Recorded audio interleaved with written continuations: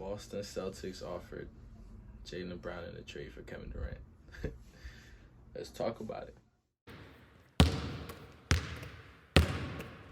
So, it recently came out that the Boston Celtics offered Jaylen Brown, Derek White, and a first-round pick, future first, for Kevin Durant. And boy, is that a blockbuster. First and foremost, if you didn't know, I love sports. Baseball is the sport I play, the sport I watch, but if there's any sport I watch, if at the same amount, if not more than baseball, is basketball. I love basketball, but God ain't gift me with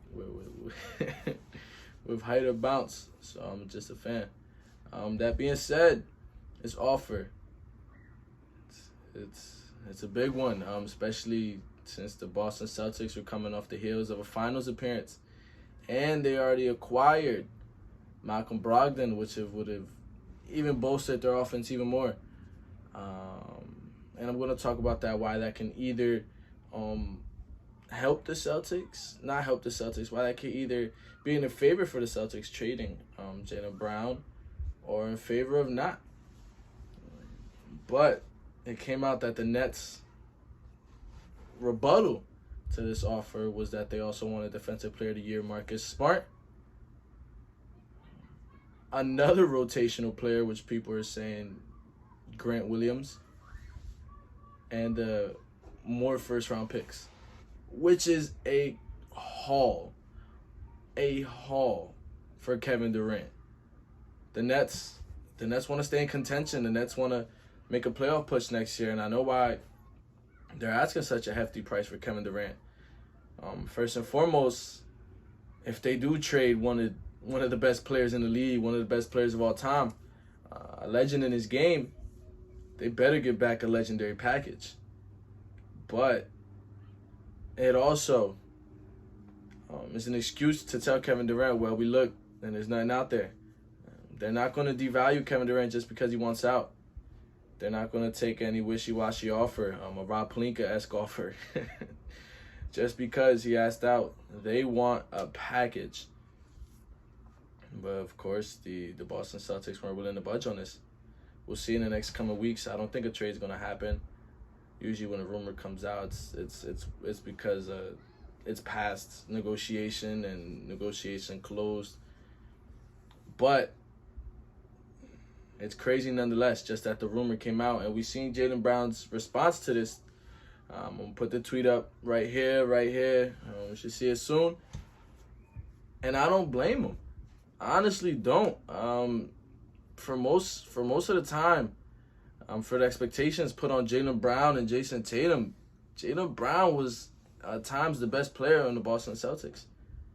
And I know the Warriors centralized their attack defensively, and then the defensive scheme around Jason Tatum, who's an All-NBA player.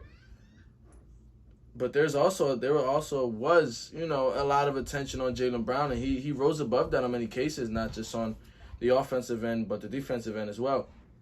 And that's not to take anything away from Jason Tatum. Even though he couldn't put the ball in the basket, he found ways to leave his mark, whether that be defensive, whether that be boarding, whether it be passing the rock. He was the point guard on that team, because we know with Marcus Smart isn't the typical point guard. He's more of a defensive guard, doesn't have the playmaking abilities that you would like from the one. He did hit some big threes, but then Jason Tatum took the role of being the playmaker in the finals. That's a conversation for another day, though. I want to talk about how this can affect the Boston Celtics. Even if a deal doesn't get done, this left a mark. As we know, Jaylen Brown is coming up for an extension in a couple years, in which he is an unrestricted free agent, and he's been ultra loyal to the green. And this might change it. We never know. Nowadays, players are wearing their heart on their sleeves more, and letting it be known how they feel. And trading away a player who's been there, a player who's been the number 2 on multiple conference final appearances and the final appearance. And sometimes he was the one in the finals. But that being said, he's been there and he's loyal to the green, as I mentioned before, and he had no interest in even, it came out that he wants to be with the Celtics. And I know a lot of players say that nowadays, and they ask for a trade request another day, but Jaylen Brown, he's expressed on many times how much he loves being on the Boston Celtics and how great his relationship with Brad Stevens, who isn't the coach anymore, but Ime Udoka, who is now the coach, he has a great relationship with him as well. So there hasn't been any turmoil in Boston until now, which is crazy coming off the finals appearances, but it's a business at the end of the day. Like the Warriors, even after going 7-3-9, they wanted to get better. And it's funny that they got better with Kevin Durant. And the Boston Celtics also trying to get better, bolster their roster with Durant as well. But after this news breaks, who knows what Jaylen Brown is feeling? Who knows if he wants to sign back? Who knows if he felt untouchable, felt replaceable? Now he's realizing that he's not, and they may make him feel a certain way. And who's to say Kevin Durant, even if this trade was to happen, who's to say that after he finds out that the Celtics are behind Jason Tatum as their man, that he's not gonna, want out of Boston as well as he wanted out of Brooklyn. Kevin Durant's definitely one of those players that wear their hearts on their sleeve. And I mean, the Nets not liking the player empowerment movement. Adam Silver not liking the player empowerment movement. But the Boston Celtics show that, listen, this is a business, so it's going either way. Kevin Durant took his fate into his own hands, and the Boston Celtics try to take Jaylen Brown's fate in their hands. So that's to say that players have no hesitancy should have no hesitancy to, if they feel uncomfortable in a situation, to leave. But that's different for Kevin Durant because he went there and the Nets deconstructed their roster to make sure him and Kyrie were able to be there. They signed DeAndre Jordan, who was a minus everywhere on the court. They traded for James Harden and traded away some good young assets for James Harden, which he left. Kevin Durant ultimately constructed this team. And the Nets gave him a lot of leeway and a lot of weight in the conversations when it came to front office decisions. And now for him to ask out on the eve, right after signing his contract extension, like a couple months after, it's crazy. It honestly is.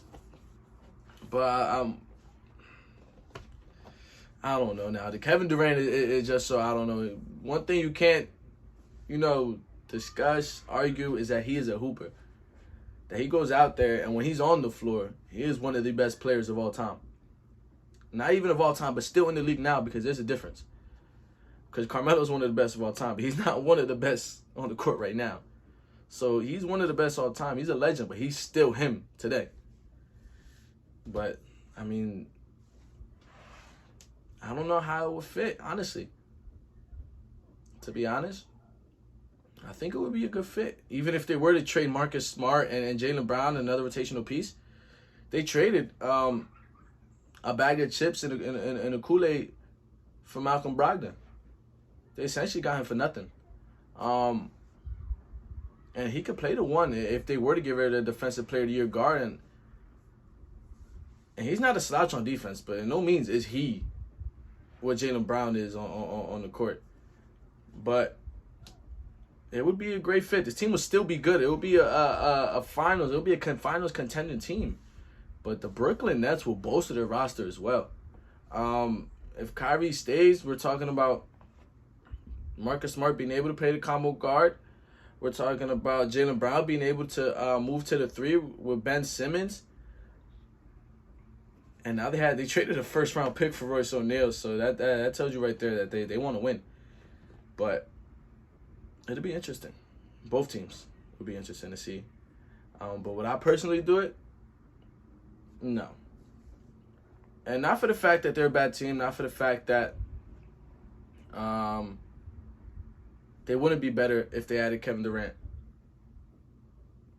Hold on, I got an advertisement in the back, man. Will I personally do it? Would I personally trade Jaylen Brown for Kevin Durant? I can admit that the roster would be better. but I don't think I would do it.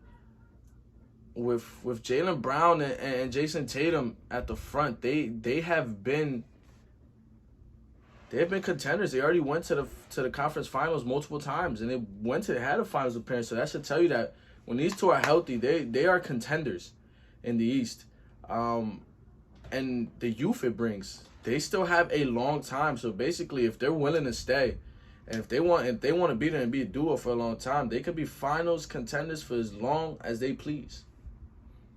Because they have a good supporting role, because Ime Udoka is an amazing coach, because Brad Stevens is a mastermind in the front office. It's funny I'm saying that because they're trying to trade Jaylen Brown now. It'd be very interesting. Nah, I don't think I would do it. And I'm not saying that the roster would be better. I did say that the roster, the Boston Celtics would be better if they were to get Kevin Durant. But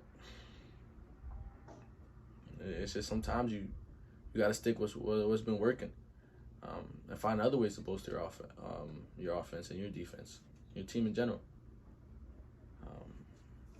But yeah, this shook up the league. Even if it wasn't a trade, this shook up the league. And a lot of people are noticing, and a lot of people are watching. So we'll see if the Brooklyn Nets end up trading him. I know Kyrie said he's going to play with the Brooklyn Nets. Who knows? Kyrie and Kevin Durant are two people with their heart on their sleeves, and sometimes they come out and say things, and who's to say they can't change their mind as well?